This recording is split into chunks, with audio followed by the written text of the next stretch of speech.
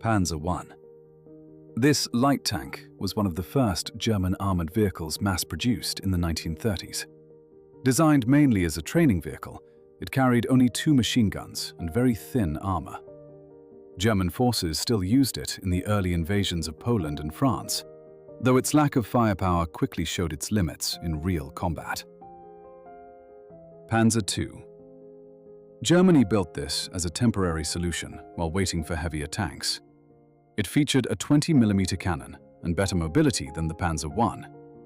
Crews found it useful for scouting and supporting infantry in the early war years, but it struggled against better armed opponents by 1941. Panzer III. This medium tank formed the backbone of German panzer divisions in the first half of the war.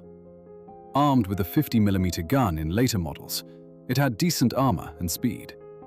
The Panzer III excelled in coordinated attacks across Europe and North Africa, until larger Soviet tanks made it outdated. Panzer IV. The most produced German tank of the war started as an infantry support vehicle with a short-barreled 75mm gun. Later versions received longer guns and thicker armor, turning it into a capable tank fighter. It served from the first day of the war until the very end on every front. Panther. Germany rushed this medium tank into production after encountering the Soviet T-34. Its sloped armor, powerful 75mm gun, and excellent mobility made it one of the best all-around tanks of the war. Panthers first appeared in large numbers at Kursk in 1943 and remained feared opponents despite mechanical reliability issues. Tiger I. This heavy tank brought fear to Allied soldiers with its thick armor and devastating 88mm gun. Designed for breakthrough attacks, the Tiger I was expensive and slow to build. When it worked properly, it dominated the battlefield.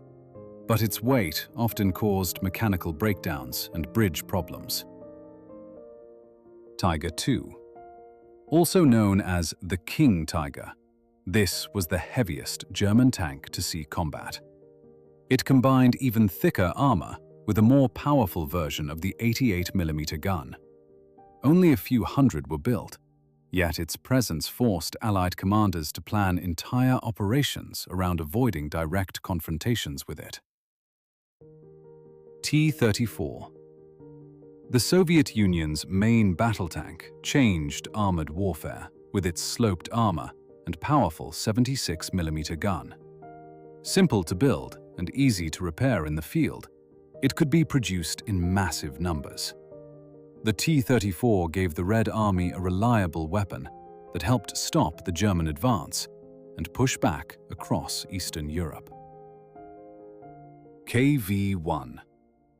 Named after Soviet Defense Commissar Kliment Voroshilov, this heavy tank featured armor so thick that early German guns often could not penetrate it. Slow and mechanically temperamental, the KV-1 still provided valuable defense during the desperate battles of 1941 and 1942. IS-2. The Soviet Union introduced this heavy tank in 1944 as a direct answer to German heavy armor. Its 122mm gun could destroy almost any German tank at long range, while thick frontal armor protected it during advances. IS-2 tanks spearheaded many of the final offensives toward Berlin. M4 Sherman. The United States' primary medium tank was reliable, easy to maintain, and available in huge quantities. Early models carried a 75mm gun, with later versions upgraded to 76mm. Shermans fought in every theater, from North Africa to the Pacific, and became the symbol of American industrial power. Churchill. Britain designed this heavy infantry tank to support foot soldiers crossing difficult terrain. Its extremely thick armor and ability to climb steep slopes made it ideal for tough assaults like the Normandy beaches and Italian mountains. Later models received better guns to match German armor.